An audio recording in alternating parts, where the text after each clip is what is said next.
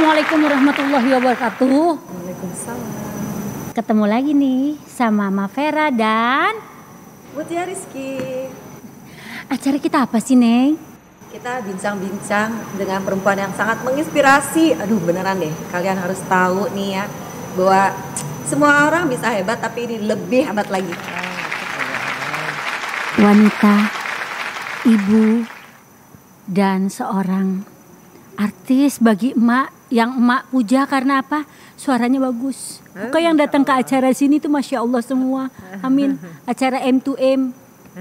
Masya Allah. Denada. Halo, apa kabarnya Mbak? Apa kabarnya? Alhamdulillah. Terima kasih loh Mbak Dina. Dengan sangat hati saya senang banget. Aku senang banget diundang. Iya. Bisa ketemu lagi sama Emak. Udah lama nggak ketemu soalnya. Berapa purnama nggak ketemu? Wah, udah deh cerita udah lama banget pokoknya. Lama banget dari belum nikah. Wow. Iya kita kenal. Kita ya, kenalnya udah dari belum nikah. Setelah nikah kita agak jauh Iya, dengan dunia kita masing-masing. benar. Betul. Iya kan? Betul. Iya, karena aku waktu itu juga fokus nggak lama habis nikah, hamil. Jadi udahlah langsung penyesuaian lah ya, mulai penyesuaian. Belajar ngurus anak dan segala macam mulai balik lagi terus ke dunia entertainment dan seterusnya. Nggak apa-apa, yang penting masih jadi saudara sampai sekarang. Maknya aku Mak Vera, maknya aku ini. Semua orang mah mau silaturahmi tapi Mbak Dina emang baik banget ya. Iya. Mau silaturahmi. Baik banget. Alhamdulillah. Alhamdulillah emak dibilangin emak diketemuin sama orang-orang baik. Yang gak baiknya mental semua Mak. Iya, jadi didekatkan yang baik-baik auranya. Karena nggak gampang mengundang Denada. Di acara podcast tuh nggak gampang. Dan alhamdulillahnya pas nyampe di Jakarta aku dikasih tahu sama adik aku si Pipit. Ada Dena di Jakarta. Langsung aku bilang, aku mau ngundang podcast gitu. Aku bilang kan sama Tia kan, Mbak Tia, aku mau ngundang Denada. Oh mau, aku mau gitu. Iya betul. Karena ada satu artis sama jangan deh Mak, gue takut. Ada, cuman aku nggak mau sebutin namanya takut salah. jadi aku tuh senang sama Mbak Tia ini, Den, karena menginspirasinya emak. Emak kan sempat waktu awal-awal COVID itu, emak tuh kayak orang ketakutan dengan keluar. Iya. Takut banget keluar. Jadi kalau ketemu orang tuh takut. Iya. Pernah ngalamin hal itu Iya. waktu itu. Tapi pas ketemu sama Mbak Tia tuh dibuka pikirannya emak tuh dibuka. Hatinya emak dibuka gitu loh. Iya.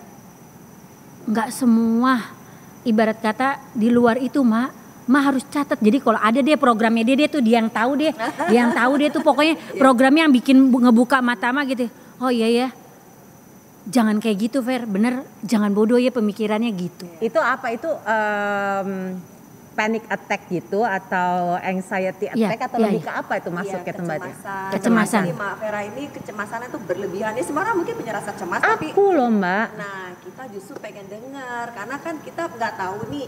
Iya. Kita tuh taunya tuh kalau Mbak di handle sendiri stroke. Oh iya. Perempuan yang sama stroke ya.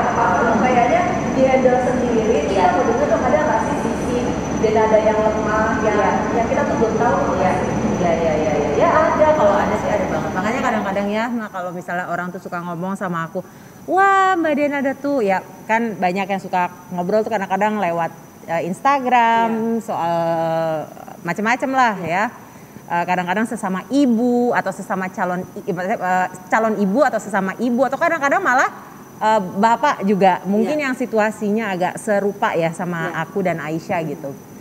Jadi suka banyak yang bilang itu, wah Mbak Denada tuh kuat sekali, strong mom, strong woman. Aduh aku tuh kalau diomongin kayak gitu aku selalu bilang, rasanya tuh hati tuh ciut. Kalau diomongin kayak gitu kan apa? Aku tahu diri aku tuh nggak seperti itu gitu. Maksudnya oke lah. Semua ibu itu kalau sudah menyayang anak, udah pasti kita itu kayak punya satu suntikan tenaga dan energi dan kekuatan yang berbeda ya. Kalau kita bicara soal anak gitu. Jadi aku selalu bilang bahwa semua ibu itu kalau ngomong soal anak pasti semuanya jadi superwoman. Ya berjuang buat anak, apapun dilakukan buat anak, yang nggak bisa jadi bisa, yang nggak mampu dimampu-mampuin. Pokoknya asal buat anak. Padahal nggak ada sekolahnya ya. Padahal nggak ada sekolahnya. Betul. Tapi rata semua itu kayak begitu gitu ya. Dan aku rasa kalau itu ya udah, itu memang anugerah dari Allah yang memang secara naturally alami naluri ibu gitu. Iya. Tapi di luar itu benar-benar nggak ada apapun kekuatanku yang kumiliki, Mbak. Aku selalu bilang kayak gitu. Kalau bukan karena Allah kasihan sama aku, karena kalau bukan karena Allah itu berbelas kasih sama aku mau nolong manusia, itu aku pun nggak ngerti gimana caranya bisa ngelewatin semuanya sampai sekarang. Nggak, dan kita lagi hitungan manusia, aku ngelihat sama ini dengan segala apa yang kita lakukan dan kita lakukan. Jadi hanya karena Allah nolongin aja. Dan apakah ditanya apakah sebenarnya selama ini betul-betul melaluinya dengan model Spartan gitu yang wah gitu? Enggak, aku masih nangis tiap hari. Nah itu nangisnya ke siapa? Nangisnya ke Allah karena aku tidak punya partner untuk apa ya? Untuk berbagi. Aku punya mama ya, Mak tau lah. Aku kan sama mamaku deket banget ya, Mak. Cuma aku semenjak kita pindah ke Singapura, aku selalu merasa mama itu udah nggak seharusnya aku kasih terlalu banyak pikiran gitu. Jadi di hal-hal lain yang memang aku merasa aku masih bisa handle, aku masih bisa pecahkan sendiri, aku masih bisa pikirin sendiri, aku pikir sendiri. Karena aku tahu, buat dia walaupun mama itu berusaha di depanku untuk terlihat strong, terlihat nggak apa-apa, apapun ngomong sama mama gitu. Dan she is amazing, masya Allah. Maksudnya beliau itu adalah salah satu sumber kekuatanku.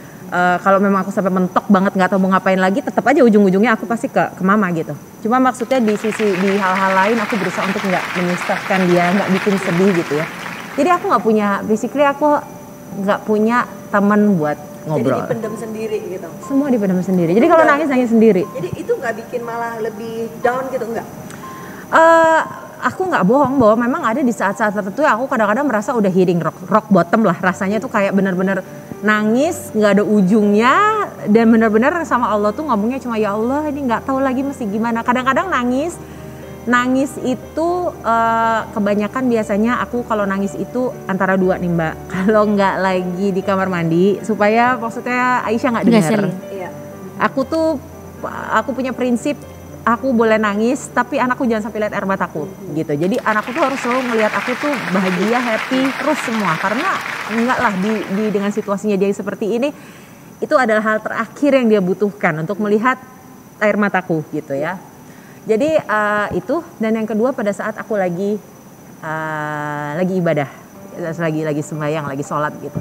Biasanya di sujudku itulah gitu yang aku, mudah-mudahan aku nggak salah ya, tapi dari yang aku tahu, dari ilmu yang terbatas yang aku miliki, di saat sujud kita itu kita lagi dekat sekali sama Allah. Apa yang kita omongin, insya Allah itu lagi dengerin dan lagi betul-betul dengerin kita gitu. Makanya aku kadang-kadang kalau udah sampai ke titik itu tuh Mbak, itu nggak bisa ngomong apa-apa, cuma di setiap sujud aku nangis. Itu berapa lama tuh ngalamin masa itu? Sampai sekarang masih. Nggak setiap hari gitu, karena aku tahu itu nggak akan baik juga buat diri itu. Aku nggak tahu ya, aku di sini aku juga perlu nanya karena sebenarnya sejauh mana sih gitu kan? Karena aku pernah baca juga gitu bahwa kalau lu pengen nangis aja gitu ya. Kalau lu pengen merasa hari itu lu pengen keluarin lu pengen nangis, just cry. Tapi kadang aku merasa ini good for me gitu untuk just membiarkan itu terus terjadi tanpa mengupayakan sesuatu untuk memberhentikannya. Dalam arti kata, kalau aku biarin diri aku nangis terus tidak ada ujungnya kan, apakah itu akan jadi baik buat fisik dan mentalku gitu loh Mbak. Pengen nanya juga itu gitu, karena selama ini yang aku lakukan adalah aku nangis, tapi karena situasinya selalu berada di dekatnya Aisyah, aku tidak pernah selalu membiarkan itu berlarut-larut. Jadi ya udah, lo mau nangis Dena, lo nangis deh sekarang, nyalain air atau sujud dah, nangis sebanyak-banyaknya, udah capek cukup, udah diem, udah sekarang stop, udah. Itu untuk hal-hal yang memang nggak tahu penyelesaiannya gimana. Jadi kadang kamu pendam perasaan kamu, kamu tekan perasaan kamu supaya jangan menyakiti ataupun melihat terlihat, iya seperti itu Mbak. Sakit loh itu. Pasti ya. Sebenarnya gini, sebenarnya kita ini tuan besar bagi pikiran dan perasaan kita sendiri. Mereka ini sebenarnya tunduk sama kita. Iya. Tapi it's okay kalau kita sedih, it's okay, sedih yuk. Kita coachingnya sama diri sendiri. Kamu sedih kenapa sih? Ya aku sedihnya karena gini. Ya udah, tapi mau sampai kapan nih kamu sedih? Jadi kita coaching untuk diri sendiri aja.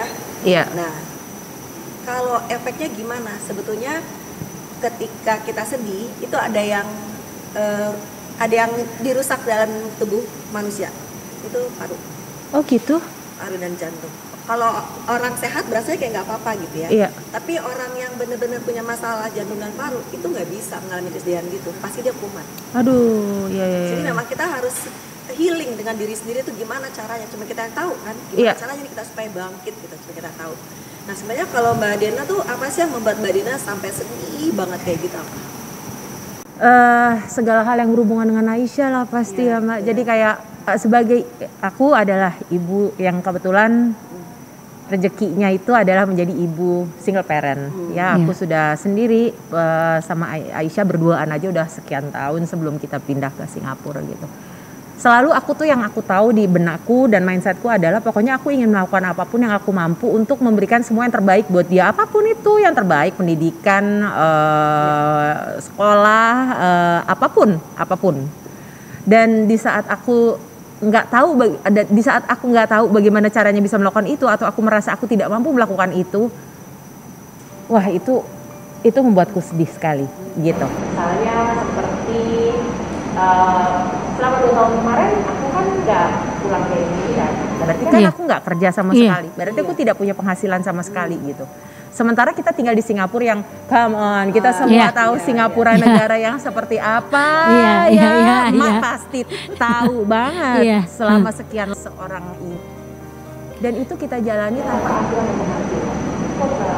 Seorang tunggal yang aku tahu pasti apa saja yang akan datang, bila apa aja yang akan datang di depan ini, itu pasti mengkhawatirkan aku sekali. Sementara di saat yang sama aku hidup di dalam satu ketidakpastian. Kapan gue bisa balik kerja lagi? Kapan gue bisa dapat pemasukan lagi? Kapan ada nafkah lagi yang bisa masuk? Kapan? Gak tahu gitu. Nah, itu dan apalagi satu hal pernah seumur hidupku berada dalam situasi itu. Iya. Jadi belum ada pengalaman, nggak tahu gimana cara handle-nya gitu. Enggak tahu. I always been a fighter. Dalam arti kata, aku dari kecil, walaupun istilahnya almarhum papa itu adalah dari orang tuh nggak serumah, tapi aku berkecukupan lah gitu ya. Dan aku juga kecil, walaupun papa itu nggak serumah, tapi aku merasakan dan tumbuh besar dengan kenyamanan itu gitu. Jadi nggak pernah aku berada di titik seperti itu gitu.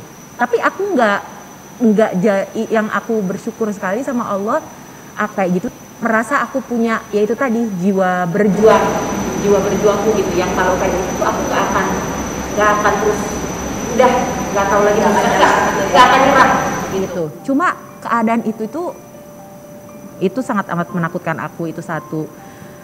Yang kedua lagi tentunya pada saat dia lagi banyak-banyaknya mengalami gejala tersebut ya. Karena itu kan banyak hal yang terjadi yang akhirnya bisa apa saat dia kesakitan. Dia menjalani yang namanya kemoterapi yang kita semua tahu betapa after kemo tuh gimana. After kemo itu ya, kita dengar, kita baca betapa tidak nyamannya. Walah dari mulai secara fisiknya, secara mentalnya dia. Bagaimana aku di sana harus, dia yang masih 5,5-6 tahun gitu ya, aku harus bisa memastikan bahwa dia secara mental itu dia tetap bisa kuat, tetap bisa semangat, karena dia harus menjalani sekian tahun pengobatan yang tidak mudah. Aku melihat di situ dia, karena dia harus menjalani sekian momen gitu. Aku melihat dia kesakitan, aku melihat dia tidak happy, dia tidak menyukai perubahan fisiknya gitu pada saat dia, ya maaf ya, nggak ada rambutnya waktu itu, terus dimana dia sendiri melihat di kaca dan dia bilang, aku nggak cantik, kenapa aku seperti ini sekarang ibu gitu. And there's nothing I can do about it. Aku nggak bisa pengennya aku kan, kalau aku bisa, aku pengen apapun yang dia bikin, apapun yang dia worry itu hilang. Apapun yang dia takutin aku bisa hilangkan. Apapun yang dia sedihin aku bisa hapus. Tapi pada saat itu aku nggak bisa bikin itu. Dan itu membuat aku sangat susah. Iya.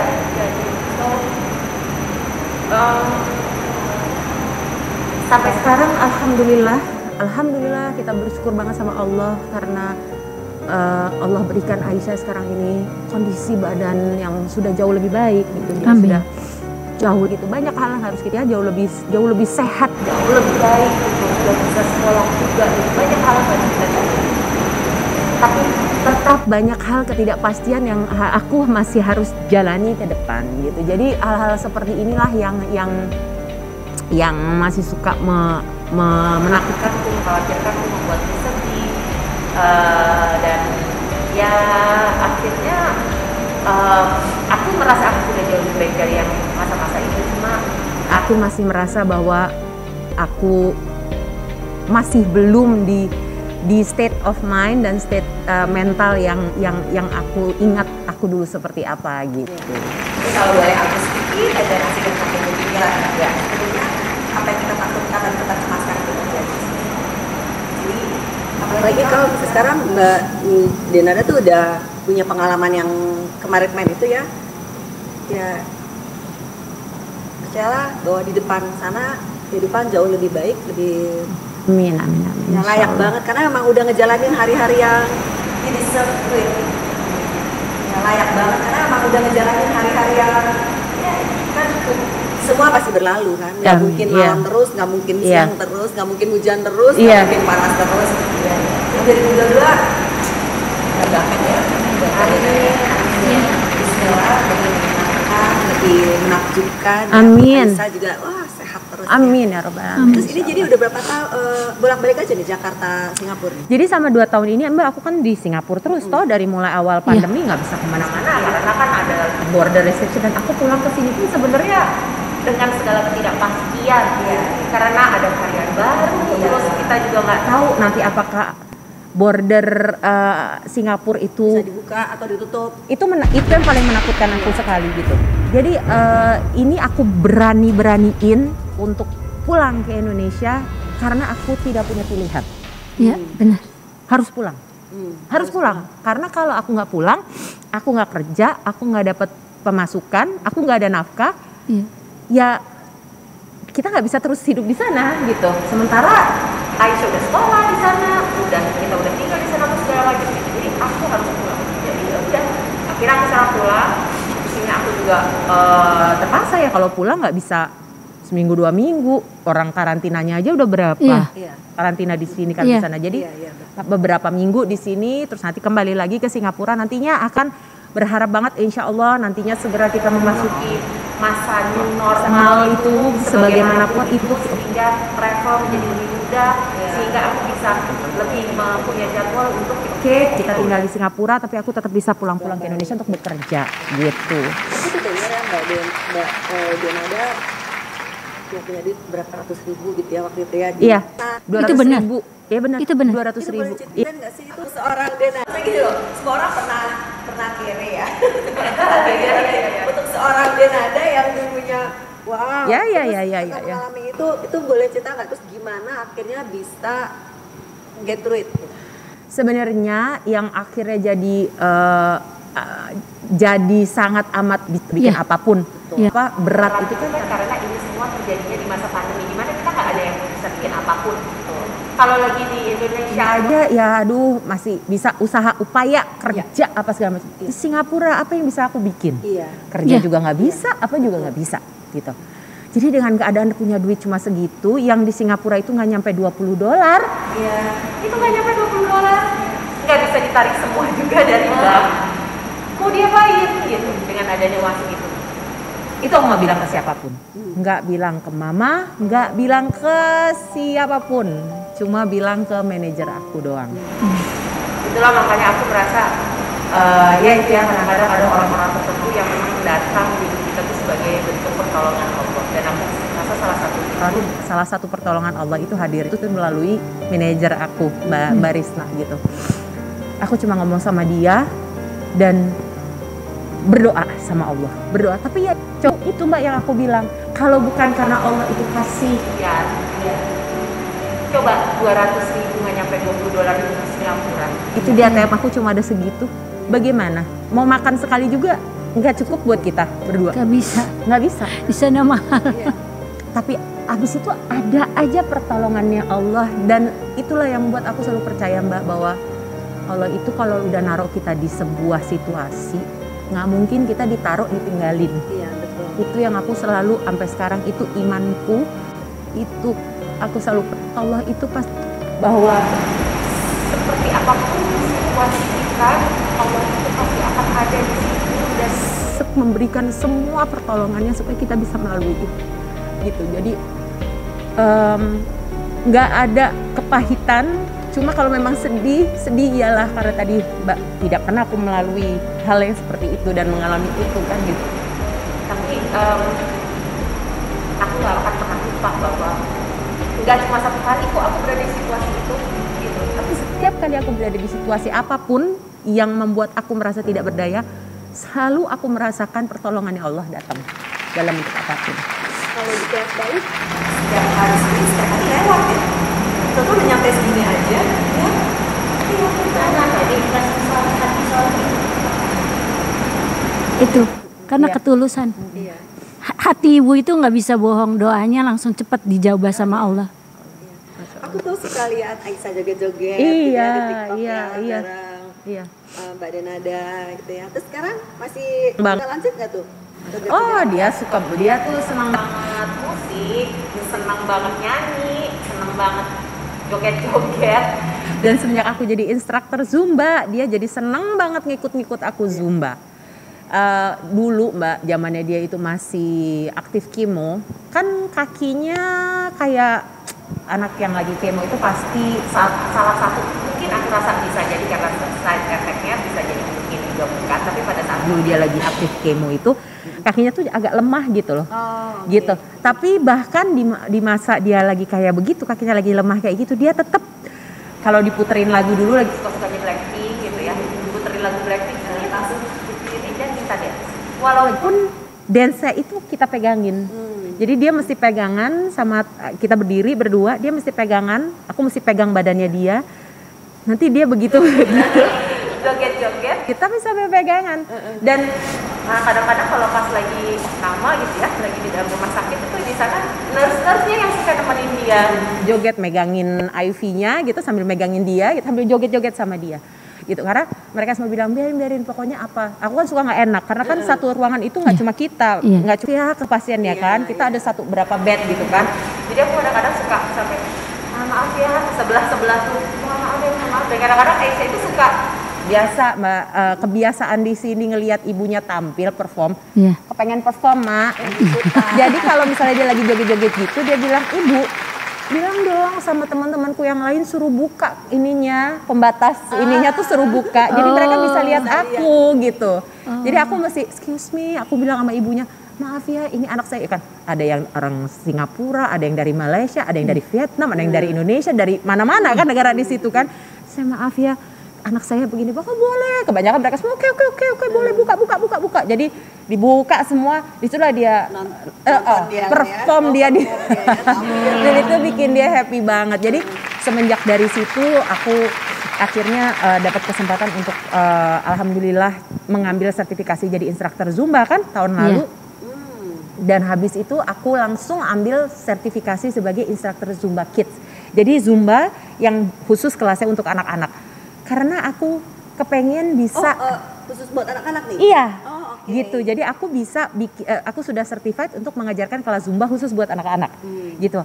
Dan bayanganku dulu adalah karena aku bisa ngelihat betapa dia senangnya dance dan betapa menari itu membawa semangat yang luar biasa gitu buat dia gitu. Dia jadi senang, berdiri aja susah, jalan aja kesandung, tapi kalau dancing dia semangat gitu. Jadi ya udah gitu, gara-gara itu akhirnya aku ambil sertifikasinya dan kelas pertama Zumba Kids yang aku ajar adalah waktu itu secara online Mak. Dan aku ngajar anak beberapa rumah singgah untuk anak-anak pejuang kanker di beberapa kota di Indonesia. Jadi anak-anak yang pejuang kanker yang lagi treatment, yang mereka lagi ada di rumah singgah, biasanya mereka adalah dari keluarga yang kurang mampu ya. Mereka ada di situ, aku bikin kelas Zumba Kids supaya mereka ikut. Ya mereka nggak bisa semuanya berdiri, ada yang duduk di kursi rodanya, ada yang duduk di bawah, tapi mereka, aku bisa lihat gitu tangannya bergerak kadang-kadang apa gitu. Dan itu apa ya? Dan mungkin belum ada yang kayak gitu ya? Iya, aku kurang tahu sih, tapi memang itu yang semangat yang kepengen waktu itu aku pengen bikin, karena aku lihat pada saat Aisyah ngikutin kelas Zumba aku, aku bisa lihat betapa dia bersemangat, dia happy gitu, dia ceria gitu. Jadi melakukan itu juga karena ada Aisyah. Inspirasi dari Semua ya. Jadi yang dilakukan Dena adalah itu. Semua untuk anak tercinta. Iya, karena Dena ini jago jaipong. Sebenarnya penari jago penari jaipong.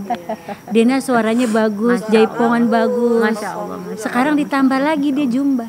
Masya Allah. Tapi Maka badannya bagus. Iya, tapi zumbanya ini ya hanya khusus buat anak-anak aja ya? Enggak, aku jadi sertifikasi pertama yang aku ambil itu adalah kelas Zumba yang sebagaimana untuk dewasa yang kita tahu ya. Tapi di olahraga Zumba itu kita bisa ambil spesialisasi. Jadi spesialisasi pertama yang aku ambil adalah kelas Zumba untuk anak. Habis itu aku ngambil kelas Zumba untuk namanya Zumba Gold. Zumba Gold itu biasanya diperuntukkan untuk pencinta olahraga Zumba tapi yang senior gitu, atau mereka yang mempunyai preferensi yang berbeda, jadi lebih intensitasnya lebih rendah. Lalu ambil juga Zumba Toning. Jadi aku ambil beberapa spesialisasi. Jadi ini juga buat kelas pagi. Aku ngajar tadinya seminggu 2 kali, setiap Sabtu itu Zumba Kids, setiap Minggu itu Zumba yang untuk dewasa. Tapi secara virtual ya, karena gitu. Jadi misalnya kalau ada orang mau ikutan bisa nih? Bisa banget gitu. Memang itu aku kemarin selama di Singapura, aku jadikan walaupun nggak bisa dijadiin sebagai main source income, tapi itu aku jadikan sebagai paling enggak aku ada sesuatu pemasukan, tapi di sisi lain aku ada suatu hal yang menyenangkan buat diriku gitu. Aku setiap kali ngelihat member-memberku hari itu ikutan Zumba sama aku, terus habis itu mereka jadi happy, mereka habis itu posting gitu di Instagram bilang, aduh habis ikut kelas Zumba sama Azin Denada, aku happy banget jadinya hari ini. Last week was terrible, mereka bilang mungkin minggunya mereka tuh menyulitkan sekali, tapi mereka jadi lebih happy, itu menyenangkan buatku gitu. Jadi ikutan ya. Kalau mau ikut-ikutan Zumba dengan Zin Denada, jalan kita. Boleh langsung jualan. Iya. Terus kalau selama di Singapura, rindu nggak kehidupan Indonesia? Ini pertanyaan nih, kemarin ada yang nanya, ada yang nanya ini sama aku gini, tapi pertanyaan sebenarnya gini, gimana rasanya di Singapura gitu kan, kagak ada yang kenal dulu gitu kan, kebetulan yang nanya juga itu sama public figure gitu, nggak ada yang kenal dulu katanya, kalau kita di sini kan orang kadang-kadang foto ya, apa yang bikin dilihatin sama orang, terus di Singapura di mana orang nggak tahu siapa gitu ya, terus belum nggak ngikutin, istilahnya lu keluar rumah nggak dandan juga, orang juga nggak ada yang peduli gitu. Kalau di sini kan dijaga apa gitu kan, gimana tuh kalau perasaan lo gitu?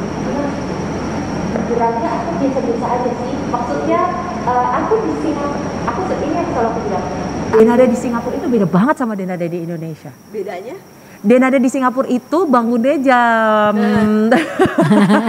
5:30 pagi. Abis itu begitu bangun setelah ibadah segala macam nyiapin anak buat sekolah. Abis nyiapin anak buat sekolah, bersih rumah. Abis bersih rumah, olahraga, kerja sedikit. Setelah itu persiapan untuk jemput Aisyah pulang dari sekolah. Nyiapin dia alat mandi apa segala macam. Pokoknya yang diurusin itu hanyalah Aisyah, dia sendiri, dalam arti kata olahraga apa segala macam, dan jadi nggak ada tuh kirimin yang lain selain itu gitu. Benar-benar ibu rumah tangga di rumah itu masak. Iya. Kalau di sini boro-boro Mbak. Iya, kan ada banyak bisa online ya. Di sono kan nggak bisa. Iya. Begitu makanannya terbatas. Dan di sana kan buang sampah aja Mak, ada jam-jamnya Mak, keluar dikit tuh nggak dibawa Mak. Iya, jadi ada aturan-aturan. Iya benar. Cuma di sana setahun. Iya. Di sana setahun. Jadi apa yang dialami sama Denada, Mak alami. Iya benar. Oke. Ini maaf nih kalau pertanyaannya agak menyentuh anak atau menyinggung hati ya. Sebenarnya kehidupan yang kayak gini nih terbersit gak di benak Denada. Oh. Kan orang kan, karena kan Denada itu kan dari kecil udah artis ya. Iya. Gitu. Pasti kan Iya. ngebayanginnya, oh nanti mau setelah menikah mau begini. Iya. Ternyata sekarang di Denada cerita. Iya. Masak, mesti ngurusin rumah tangga. Jujur Mbak, aku tidak pernah membayangkan diriku itu berada tidak di depan kamera, tidak di atas panggung. Iya. Nggak bisa, nggak pernah. Orang dari kecil aku brojol, aku lihat mamaku di atas panggung. Dan aku rasa itu adalah satu hal yang udah bagian dari hidup kita, itu normalnya kita ya begitu. Iya. Nyanyi, musik, orang di depan, tepuk tangan, kita mesti perform well, atau kan depannya kamera, lampu. Itu udah normalnya kita kayak begitu.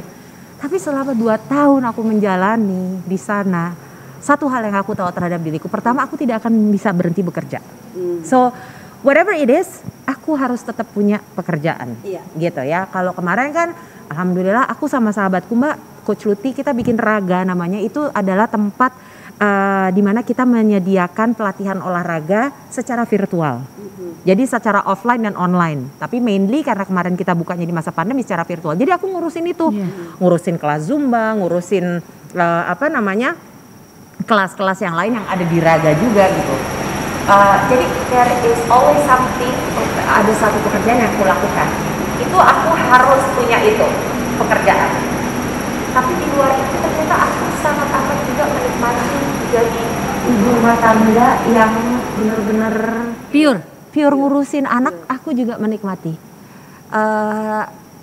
Aku tapi nggak mau meninggalkan juga pekerjaanku yang ada di sini. Aku juga senang gitu. Jadi aku di sana dengan kesibukanku dan itu aku nggak merasa tersiksa, nggak merasa lebih senang juga karena orang nggak kenal aku gitu. Maksudnya kadang-kadang orang menganggap itu suatu hal yang wah itu kan itu luxury itu karena lu bisa do whatever you want. Ya biasa-biasa aja gitu.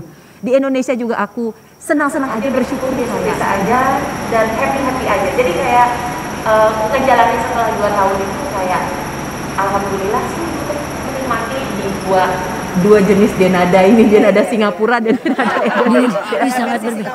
Iya, beda banget. Jadi yang dia lakukan adalah ibu sejati di Singapura. Ibu sejati, ya ibu rumah tangga sejati. Mau tanya boleh nggak? Boleh Mak.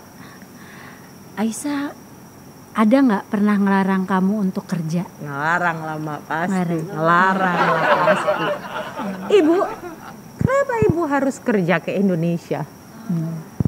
Karena kan aku tuh selalu bilang sama dia gitu. Maksudnya kalau misalnya aku nggak ada pemasukan, aku nggak ada pekerjaan, aku kan dia nggak perlu tahu ya. Misalnya dalam arti kata duitku cuma ada 200.000, dia kan nggak perlu tahu gitu. Jadi setiap kali dia ngomong apapun, aku selalu bilang tenang aja. Kita ini ibu kita ini Aisyah mau apa aja, Aisyah bilang sama ibu. Uang ibu banyak sekali, aku bilang gitu. Jadi nggak usah khawatir. Aku kepengen dia besar hati, happy, percaya diri gitu ya. Maksudnya supaya dia tidak merasa ada satu hal yang mengganggu diriku gitu. Bahwa semuanya everything is okay, everything under control gitu. Jadi dia ngomong, kenapa ibu mesti kerja ke Indonesia? Kan ibu bilang kita banyak uang. Bisa apa nggak? Terus kenapa mesti kerja lagi gitu? Pinter ya, pinter. Jawabannya aku bilang, atau ibu mesti perawatan, dia tanggung jawab. Jawabannya karena aku bilang kalau kita sudah dewasa kita punya tanggung jawab. Kita sebagaimana Aisyah kan masih usia sekolah. Your responsibility adalah sekolah ya. Nanti kalau Aisyah sudah selesai sekolah, ada responsibility lain. Mungkin kalau Aisyah mungkin nanti you have a family, then you become a mother, then you have a responsibility as a mother. Aku bilang, well, in my case, aku bilang, aku adalah seorang seniman. I'm a singer, I'm a producer, I'm a Zumba instructor, dan aku punya tanggung jawab yang harus aku lakukan, gitu. Dimana untuk melakukan tanggung jawab itu kebetulan aku harus pulang ke Indonesia gitu. Dan bekerja itu ya itu adalah tanggung jawab kita, walaupun uang kita udah segunung juga kita harus tetap bekerja gitu. Terus barulah di situ dia, oh gitu ya ibu, oh gitu. Biasanya nih Mak, kalau dia lagi kayak mau pulang ke Indonesia gini, caranya kalau sekarang masih gampang Mbak.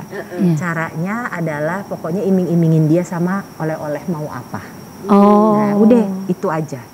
Oleh-olehnya mau apa? Dia selalu list pakai tulisan nih, tulis mau keripik ini, apalah makanan ini, mau mainan ini, mau boneka ini, segala macam itu di list.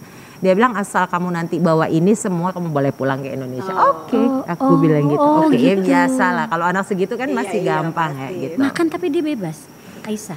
Kalau ada pantangan atau makan tidak? Sih pantangan pada saat dia kemo dulu banyak pantangannya ya Mak. Tapi kalau sekarang sih sudah tidak terlalu banyak. Lebih banyak concernnya saat ini karena sekarang juga kita masih ada di situasi pandemi.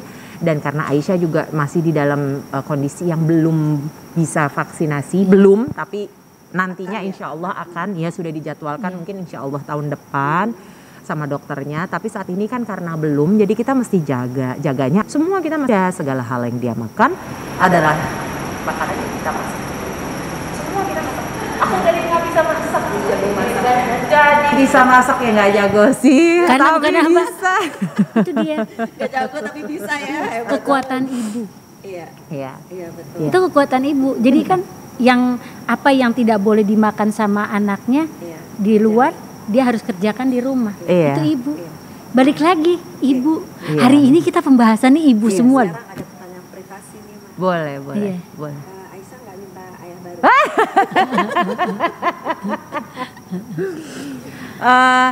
Kayaknya yang pernah dia minta sama aku Mbak, aku kepengen punya adik. Itu lebih berat.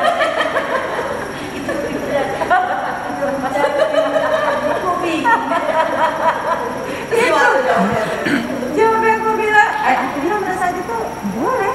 Kamu mau minta apapun, yang bisa kasih itu Allah. Aku bilang boleh ya, kamu minta adik. Aku pengen little sister ibu.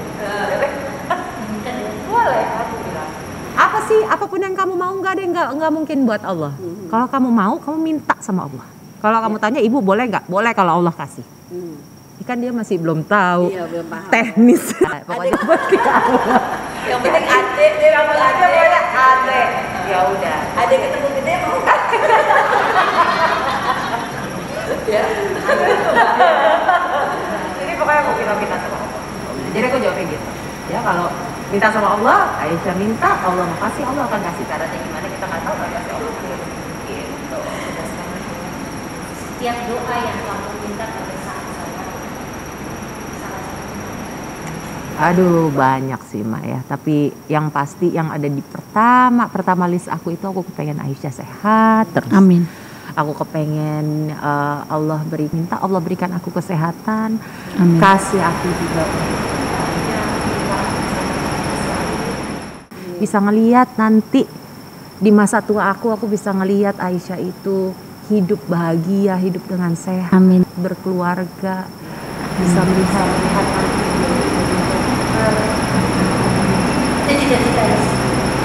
cita-cita aku yang lagi aku doktrin tapi secara halus kan ya kan kadang-kadang kan seorang ibu ingin cita-citanya ya kan anak ada yang pengen jadi boleh tapi mamanya berarti bukan Aisyah. Ternyata Aisyah mau jadi kayak mamanya kan kita nggak tahu. Iya. Aisyah gede, mama nggak usah jadi dokter ya, kamu jadi suami dokter aja boleh? Boleh. Pokoknya apa yang dia bikin dia happy, asal itu baik, boleh. Sebenarnya sih pada akhirnya begitulah ya Mbak ya. Anything dari pasti orang tua maunya anaknya dapat yang terbaik. Iya. Dia senang, dia nyaman dia. Cuma kalau ditanya keinginanku sebagai seorang khayalanku, doaku aku pengen rasanya kita anak-anakku supaya dia sehat. Ya tapi aku juga bilang sama dia, gak apa-apa kok misalnya Aisyah mau jadi penyanyi, mau jadi YouTuber, karena dia bilang jadi YouTuber, boleh aja aku bilang. Itu kan banyak juga sampai sekarang kita melihat dokter yang juga seorang penyanyi, YouTuber, dokter yang juga YouTuber. Malah kamu melalui YouTube kamu bisa educate orang lain. Oh iya benar gitu ya gitu. Aku mau tanya. Dengan sabar berarti katanya Aisyah bisa lagi ya? Nulis lagu ya? Iya, dia senang nulis. Mbak, dia senang menulis apapun. Puisi, cerpen, nulis lagu, bikin komik, dia senang nulis. Gitu. Dan dia bikin lagu itu adalah yang pertama kali akhirnya kita publish. Kita bikin lagunya judulnya Wash Your Hands. Dan itu sebetulnya di awal pandemi, jadi pas banget. 2020 kemarin ya? Iya. Soal cuci tangan. Iya. Itu sampai di Rusia ya katanya menang. Alhamdulillah kita masuk waktu itu ke tangga lagu yang ada di Rusia dan dia seneng banget waktu ya sih aku yang seneng karena dia nggak paham waktu itu di mana itu Rusia itu dia nggak paham, jadi yang lah pasti aku yang alhamdulillah syukur banget gitu, tapi dia seneng aja gitu, maksudnya dia akhirnya punya karya. Kan itu terjadi saya dia juga sedang berjuang, ada perjuangan hidupnya gitu. Jadi aku kepengen itu kayak supaya sampai gede dia ingat gitu bahwa di masa yang itu udahlah, itu akan jadi masa udah yang paling berat deh, seumur itu jangan ada lagi gitu kan. Tapi di masa terberat dalam dunia itu dia terkarya. Karena Aisyahnya gak ada gimana emang aja Lagunya, coba lagunya Aisyah. Aduh, ini lagunya lagu anak-anak ya. Kalau kamu mau makan, jangan lupa cuci tangan. Kalau kamu dari kamar mandi, masa tangannya nggak dicuci. Tapi pas banget sama lagu bener pandemi. Kita kan di 2020 itu diajarin untuk cuci tangan. Benar. Suaranya bagus banget ya, tapi emang bener Masya Allah, aduh jangan jauh, masih belajar. Tapi senang karena bisa ngajarin lah Aisyah di sana untuk belajar ngaji. Aku masih ini gitu. Mau aku aja yang ngajarin, ya aku yang dapat pahala. Walaupun aku terbatas bisanya, tapi paling nggak semaksimal yang bisa ajarin. Kita ajarin jadi salah. Jangan takut salah. Nanti kalau salah, aduh aku takut. Tapi pokoknya aku masih belajar. Jadi gara-gara aku kepengen ngajarin Aisyah, aku belajar lagi. Masya Allah supaya ya. nggak salah gitu ngajarinnya kan. Masya Allah. Jawab. Ngajarin tanggung jawab anak juga untuk ngaji. Iya. Bodinya kuat Jadi, banget ya. iya. Singapura bikin bodi itu kuat banget. Iya benar ya. Yang diambil insight dari semua ya. Iya. Nah, ini yang harus didengerin sama semua orang. Jadi kalau kita ngejagain orang sakit itu, yang ngejagain itu lebih sakit daripada orang sakit. Jadi tolong dimengerti. Itu yang terjadi pada diriku. Ya itu seperti itu. Jadi kita kan kayak orang harus kelihatan tegar. Terus, ya happy gitu ya, strong. Iya. Padahal hati kita hancur. Dan kita harus terlihat tegar juga di depannya sang yang sedang berjuang untuk sembuh juga kan. Iya, gitu. Kadang kita mau nyari hiburan pun kita tetap salah. Padahal kita perlu hiburan dan perlu dihibur.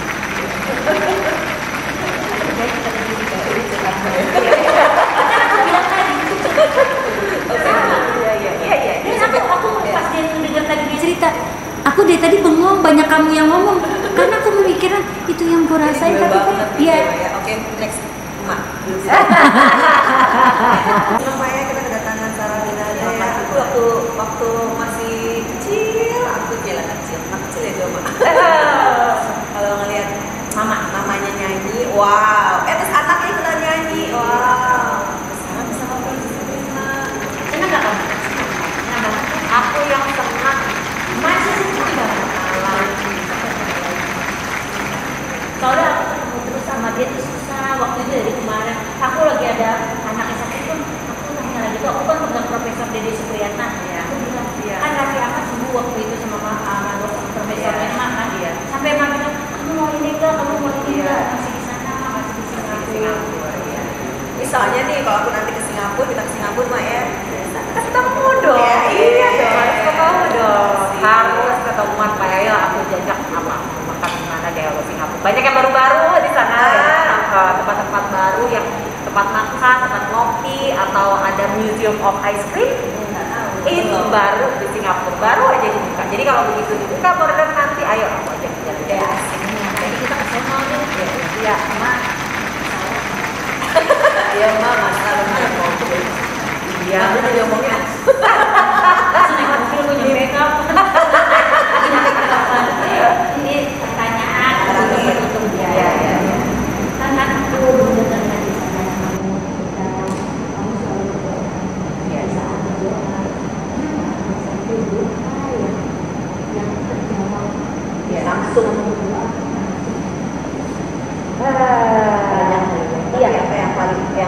yang bisa ajaib. Yang bikin kamu banyak betul itu banyak banget, tapi yang berasa itu ya pada saat benar-benar lagi helpless itu, karena nggak mungkin ini ada yang bisa menjawab menolong aku dalam situasi itu kalau bukan Allah. Karena emang udah secara pikiran manusia pada saat itu aku melihatnya aku hopeless banget, udah nggak tahu lagi mau minta tolong siapa, dan aku tahu gak ada yang bisa nolongin aku. Manusia ini udah gak ada yang bisa nolongin aku, tapi aku bisa nolong aku. Jadi itu udah dari Allah. Itu banyak banget. Dari mulai pas aku berdoa pada saat misalnya Aisyah pada saat itu kondisinya lagi lemah gitu, dan aku minta tolong sama Allah berdoa, dan habis itu ternyata Allah tolong kondisinya menjadi lebih baik. Dari mulai kesulitan masalah finansial, dan tiba-tiba begitu selesai besokannya langsung ada sesuatu pertolongan Allah lagi yang datang. Itu selalu ada. Jadi mungkin karena kita selama di sana selama 3 tahun itu benar-benar perjalanannya Masya Allah banget. Jadi keadaan di mana aku tuh merasa kayak udah, ya itu kan yang aku bilang di rock bottom, tidak tahu lagi mau ketemu ke siapa, dan sudah kayak, tapi aku nggak pernah putus harapan itu, aku menyerah nggak pernah. Alhamdulillah aku nggak pernah. Jadi aku selalu merasa, aku selalu ada dalam hatiku tuh, aku selalu ada keyakinan bahwa Allah tidak mungkin meninggalkan aku dalam keadaan itu. Keyakinan gitu. Kamu tidak. Ya aku selalu cerita ya Allah, bisa ya. Jadi apa nih Mbak Denada yang mau disampaikan pada semua teman-teman di sini dari pelajaran ini ya? Kalau dari aku sih nanti gini ya, please jangan pernah merasa ditinggalkan dimanapun kita berada. Kayak tadi Denada cerita ya, itu udah pasti sepaket Tuhan kasih solusinya juga. Iya. Mbak Denada, mungkin kalau sekarang kita melihat kayak masa pandemi ini kan berjalan 2 tahun, pasti banyak banget. Mungkin dengan PR-nya masing-masing, dengan perjuangannya masing-masing. Aku tahu ini masa yang gak mudah buat kita semuanya, dan seringkali ada di masa-masa yang merasa bahwa udah gak tahu lagi sih bagaimana. Tetap percaya bahwa Allah itu tidak akan pernah meninggalkan kita dalam kesulitan tanpa pertolongan. Kalau kita sudah ditempatkan di satu kondisi, di satu situasi yang sulit, tidak mungkin Allah meninggalkan kita. Tawakal tetap, dan kalau ini aku dapat dari mamaku, keras, sabar, tawakal, istirahat, dan jangan pernah menyerah. Jangan pernah, susah emang ngomongnya, tapi jangan pernah don't ever give up. Ada orang-orang di sekitar kita pasti yang membutuhkan kita terus berkuat, dan just don't ever give up. Itu sih. Alhamdulillah banget ya Kak ya, kita dapat silaturahmi. Jadi ini pembelajaran buat kita semua bahwa sesusah apapun kita masih ada Allah. Ya, 3 kata yang tadi aku ingat Mak, sabar, tawakal, ikhlas. Ini aja pegang Mak ya. Oke, buat semua teman-teman yang udah nonton, terima kasih banyak sudah nonton obrolan kita hari ini. Semoga apapun hasil obrolan kita hari ini bisa memberikan manfaat yang positif buat teman-teman semua. Terima kasih banyak aku dari Bunda. Terima kasih banyak teman-teman semuanya. Jangan lupa untuk terus nonton video-video yang ada di CMI Pictures, dan juga subscribe dan tekan tombol notifikasinya. Jadi setiap kali ada video yang baru, kalian bisa dapat notifikasi dan bisa nonton duluan. Terima kasih banyak sekali lagi.